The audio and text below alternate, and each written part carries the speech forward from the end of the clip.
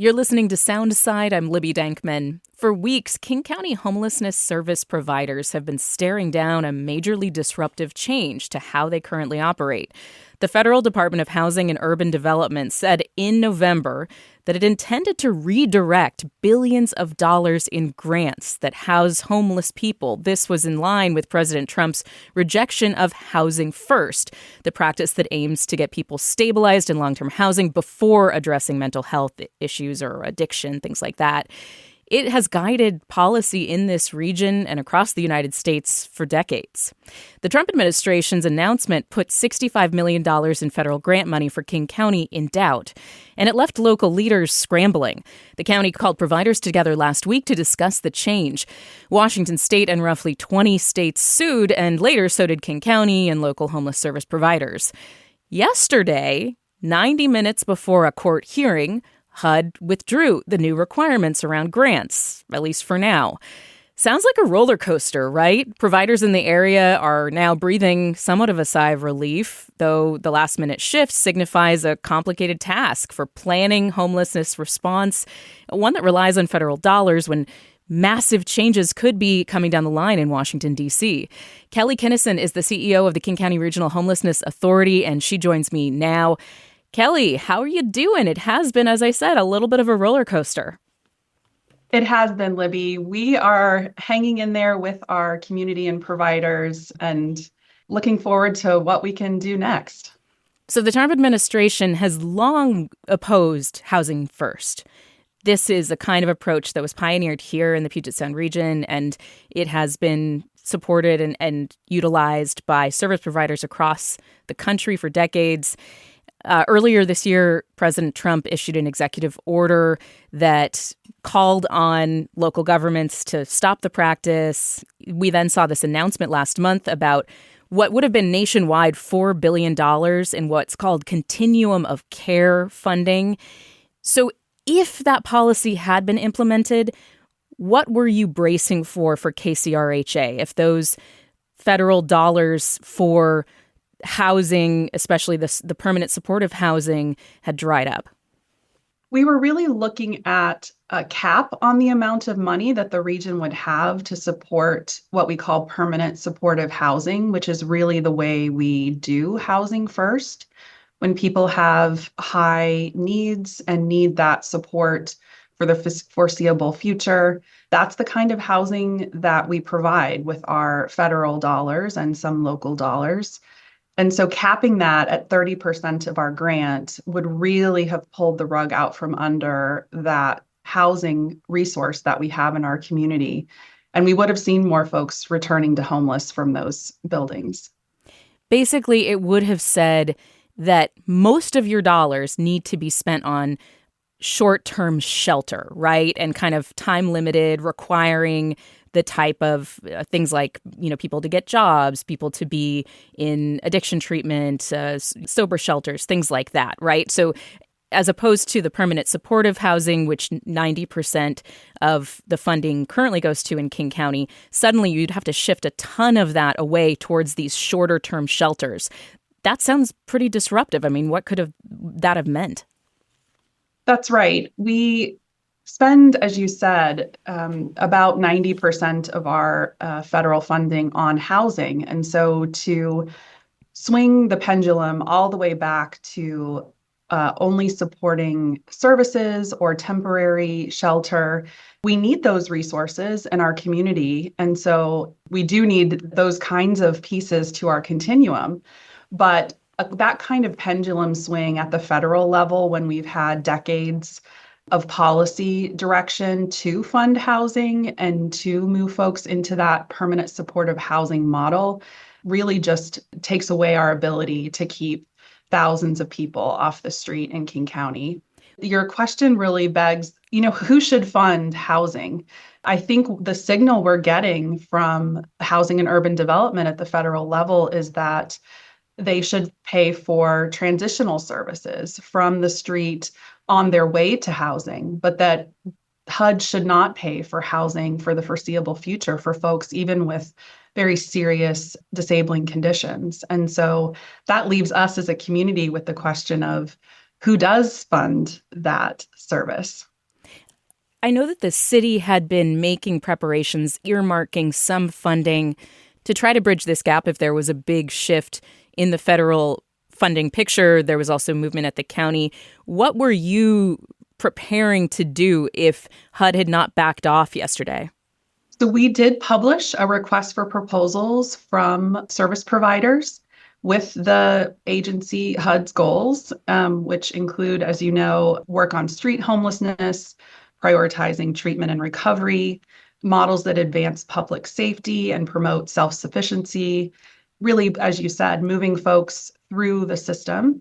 But there's no substantial funding for new housing. And so folks need somewhere to go once you have them in transitional housing. And so we were in deep conversation, one, about what kind of application we wanted to put together and submit to HUD for on the behalf of King County.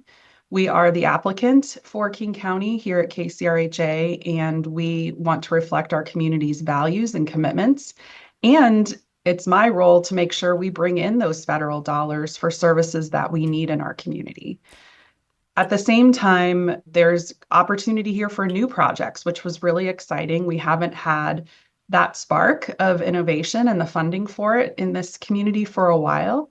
But weighing that with the extreme harm of defunding those permanent supportive housing buildings was really something we were talking to our local funders about. Philanthropy is very engaged in that conversation, and we need to figure out what the alternatives would be to HUD funding for those buildings. And I don't think we have the answer yet. It's such a large amount of funding, coupled with the other kinds of federal funding that the local jurisdictions and state are looking to have to backfill. So it sounds like to me that the Trump administration is basically saying, if you get people into shelter that is pushing them into treatment and basically prioritizing treatment for mental illness, for addiction, that will get them on their feet. They're going to become self-sufficient. Therefore, they wouldn't necessarily need the permanent supportive housing that you're talking about. They would be able to eventually stand on their own. How realistic, in your mind, is that argument? I think it's a really important pathway that needs to be available to some people. Across the country, if you're thinking about national policy, there are probably a lot of communities where that is the kind of homelessness that they're needing to address. And folks do everywhere want more access to recovery, and in particular, more supports after they've gone through recovery and are looking to continue on their journey back to self-sufficiency. In our community in King County, our population is different. We have folks who have been on the street now for 10 years or more. We're starting to see this as a multi-generational issue where we have grandparents and parents and young children all unhoused in our community because we just, have had this lack of affordable housing and all of the other drivers converging on our region for so long. And so the folks that we have that can go through recovery and succeed and be self-sufficient is absolutely there, and we need more services for that. But we have far more folks who have been on the street for such a long time. They now have, multiple conditions that are disabling, including substance use disorder, severe mental illness, often chronic health issues. And we don't have the services to address those in a robust way for most of those folks. The Trump administration really is looking at these broader changes in philosophy, and therefore, with the change in philosophy, the dollars are going to flow differently if these plans are put into place. Again, there was a reprieve on this continuum of care funding that would have redirected a lot of permanent supportive housing dollars in King County towards short-term shelter instead. But we don't know what the future holds. And if you take them at their word, they want to, again, focus on treatment and short-term shelter rather than what they would dub warehousing people in permanent supportive situations and move away from housing first. He wants to ban outdoor camping. The president does. He wants to end, a lot of the more permissive policies in different blue cities.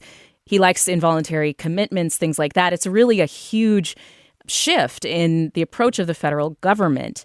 Broadly, when you look at what's happening at the federal level, what do you think it means for homelessness response in King County? Can local dollars really realistically fill the gap if those federal dollars go away? I don't think they can. I think it's a really massive investment that we have made with the federal government over a long period of time.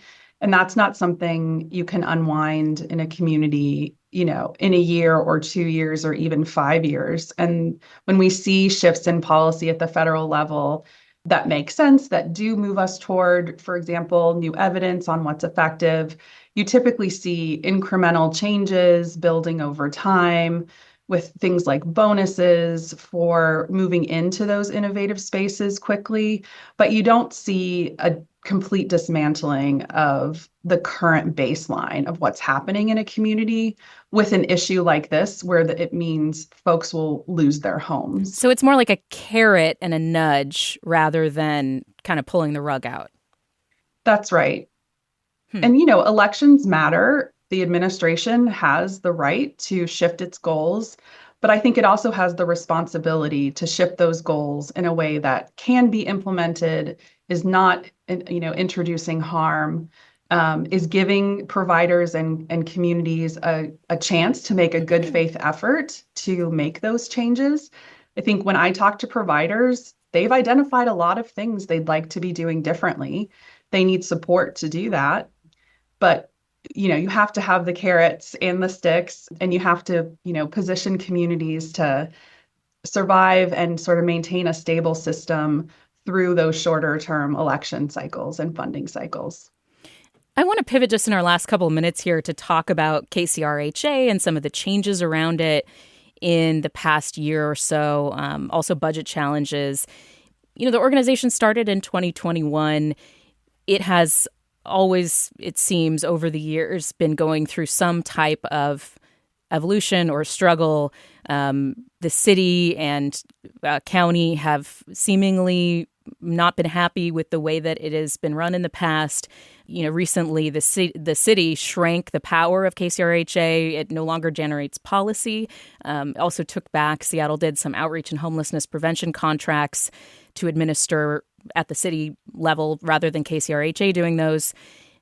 What do you see the role of KCRHA right now, and how are you navigating all of that political and, otherwise policy changes? Yeah, I've been here a year and almost a year and a half now. And I think when I came in, I promised the elected officials and the community that I'm accountable to that I was bringing a really different approach to KCRHA. I see us as a stable sort of backbone to the region's response to homelessness that is centered on long-term strategies and transcends those election cycles. And I think that's the way you make progress at population scale on unsheltered homelessness. And I think our region is beginning to really grasp that as I listen more to providers, as I let policymakers know I am not the policy decision maker. Our role is to have the data and to tee up those recommendations, the trade-offs, and really inform the decisions that our elected leaders are making.